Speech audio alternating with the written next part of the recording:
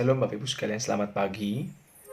Pada pagi hari ini kita akan merenungkan satu bagian firman Tuhan yang diambil dari 2 Korintus pasal 12, ayat yang pertama hingga ayat yang ke-10. Namun kita akan fokus dengan ayat yang ke-9 hingga ayat yang ke-10. Demikianlah firman Tuhan. Bacaan diambil dari 2 Korintus 12 ayat 9 sampai 10. Tetapi jawab Tuhan kepadaku, "Cukuplah kasih karuniaku bagimu, sebab justru dalam kelemahanlah kuasaku menjadi sempurna. Sebab itu terlebih suka aku bermegah atas kelemahanku, supaya kuasa Kristus turun menaungi aku.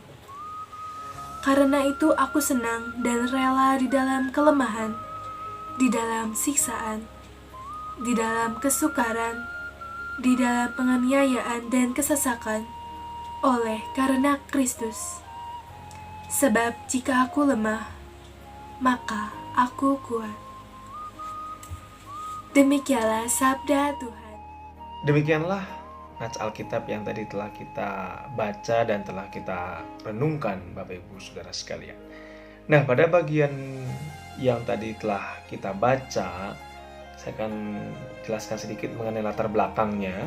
Ternyata Rasul Paulus itu telah dituduh tidak rohani. Mereka yang menuduh Rasul Paulus demikian adalah mereka yang menyebut dirinya rohani.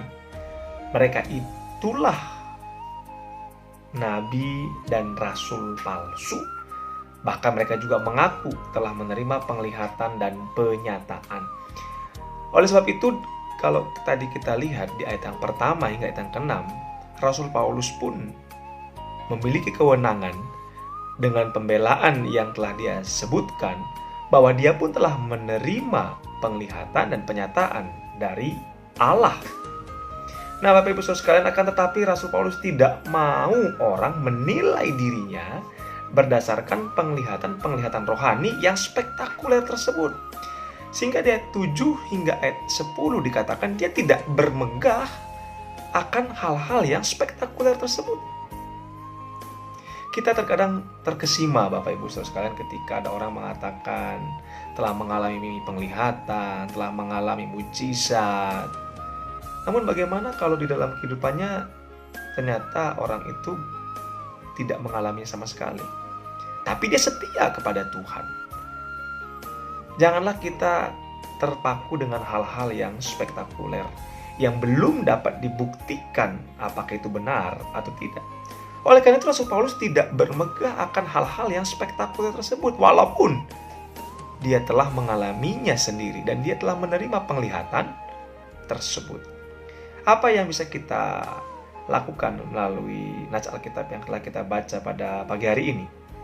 Satu hal ialah jangan pernah meninggikan diri. Di ayat yang ke-7 Paulus menyebutkan ada duri dalam daging, di mana ia dapat setelah ia mengalami penglihatan yang luar biasa. Duri ini bertujuan agar dia tidak memegahkan dirinya, sehingga saat dia menulis, dia bukan berbicara tentang dirinya sebagai rasul yang hebat, rasul yang perkasa, tapi sebagai hamba Kristus. Ini penting, supaya tidak ada orang yang menganggap dirinya sebagai manusia super. Sebenarnya Rasul Paulus telah 3 kali berseru kepada Tuhan agar duri itu boleh diambil dari dirinya. Namun Tuhan tidak mengambil duri tersebut. Tuhan justru membiarkannya agar Paulus tidak meninggikan diri dan bergantung pada kasih karunia Tuhan semata.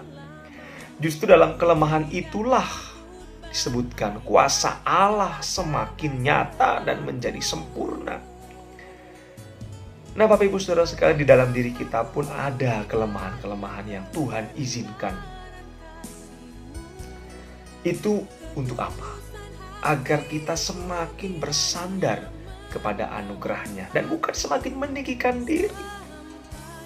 Dengan demikian, hanya nama Tuhan saja yang dimuliakan. Oleh karena itu Bapak Ibu Saudara sekalian, jangan pernah kita meninggikan diri karena hal-hal yang spektakuler yang telah kita terima. Tapi tetaplah rendah hati, setia kepada Tuhan. Karena itulah yang diinginkan Tuhan. dari kita. Beritakanlah Injil yang murni, bahwa Allah lah sumber dari segala yang ada, bahwa Allah lah yang memiliki segala hal di muka bumi ini. Oleh karena itu, jangan beritakan yang lain, tapi beritakanlah Injil Kristus semata. Dan kalaupun Tuhan izinkan melalui pelayanan kita banyak buah yang dihasilkan, jangan meninggikan diri, tapi biarlah itu untuk kemuliaan bagi nama Tuhan. Mari kita berdoa. Bapa di surga, terima kasih. Kami bersyukur punya Tuhan seperti Engkau. Ajarkan kami Tuhan, untuk kami tidak meninggikan diri, melainkan memiliki sikap yang rendah hati.